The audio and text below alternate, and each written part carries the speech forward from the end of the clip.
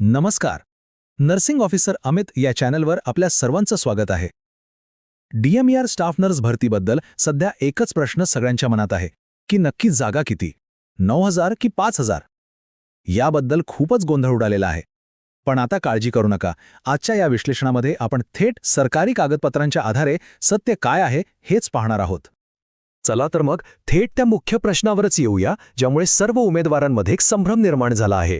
काही जण म्हणतात 9,000पेक्षा जास्त जागा आहेत, तर सरकारचा आकडा मात्र 5,000च्या आसपासचा आहे. मग यातलं खरं काय? रिक्त पदं नेमकी आहेत तरी किती? चला याचाच शोध घेऊया. या सगळ्या गोंधळाचं उत्तर आपल्याला कुठे बाहेर शोधायची गरज नाहीये. ते थेट विधानसभेच्या कामकाजात दडलेलं आहे. आता आपण त्या अधिकृत उत्तराचा प्रत्येक पैलू नीट तपासणार आहोत, जेणेकरून आपल्यासमोर सगळं चित्र अगदी स्पष्ट होईल. तर सगळ्यात आधी हे समजून घेऊया की हा 9,000पेक्षा जास्त पदांचा आकडा आला तरी कुठून. ह्या सगळ्या चर्चेची सुरुवात झाली ती विधानसभेत विचारलेल्या एका महत्त्वाच्या प्रश्नामुळे. नेमका काय होता तो प्रश्न? पाहूया. हा तोच आकडा आहे जो विधानसभा सदस्यांनी सभागृहात मांडला होता. त्यांच्या म्हणण्यानुसार राज्यात स्टाफ नर्सच्या तब्बल 9,088 जागा रिक्त होत्या. आणि अर्थातच एवढा मोठा आकडा समोर आल्यामुळे आरोग्य व्यवस्थेवर प्रचंड ताण येत असल्याचं चित्र निर्माण झालं. वैद्यकीय शिक्षण मंत्र्यांना विचारलेला प्रश्न हा फक्त आकड्यांपुरता मर्यादित नव्हता. त्यात दोन अत्यंत महत्त्वाचे मुद्दे होते. एक म्हणजे रिक्त पदांचा हा मोठा आकडा, आणि दुसरा म्हणजे यामुळे आरोग्य व्यवस्थेवर आणि सध्या काम करणाऱ्या आपल्या परिचारिकांवर येणारा प्रचंड ताण. जिथे 5 रुग्णांमागे एक नर्स असायला हवी, तिथे चक्क 20 रुग्णांसाठी एकच नर्स काम करत असल्याचं निदर्शनास आणून दिलं गेलं. आता आपण पाहूया सरकारचं अधिकृत उत्तर, ज्याने या संपूर्ण प्रकरणाला एक वेगळंच वळण दिलं. सरकारने विधानसभेत मांडलेल्या या 9,000च्या दाव्यावर नेमकं काय स्पष्टीकरण दिलं? मंत्री हसन मुश्रीफ यांनी सभागृहात मांडलेला सुरुवातीचा दावा थेट फेटाळून लावला. त्यांनी स्पष्टपणे सांगितलं की 9,088 पदं रिक्त नाहीत. वास्तविक रिक्त पदांची संख्या यापेक्षा खूप कमी आहे, आणि ती आहे 5,185. आणि हे विधान अत्यंत महत्त्वाचं आहे. यामध्ये कोणतीही शंका नाही, कोणतीही संदिग्धता नाही. सरकारने अधिकृतपणे हे स्पष्ट केले की 9,000चा जो आकडा फिरतोय तो चुकीचा आहे, आणि सध्या राज्यामध्ये फक्त 5,185 पदं रिक्त आहेत.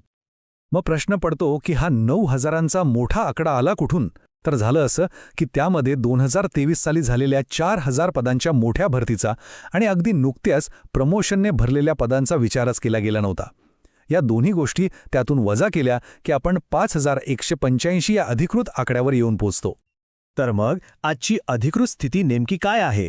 बघा, एकूण मंजूर असलेल्या 16,000पेक्षा जास्त पदांपैकी जवळपास 11,000 पदं ही भरलेली आहेत. याचा अर्थ सध्या 5,185 पदांसाठी भरती प्रक्रिया राबवली जाणार आहे. हीच ती खरी संख्या आहे.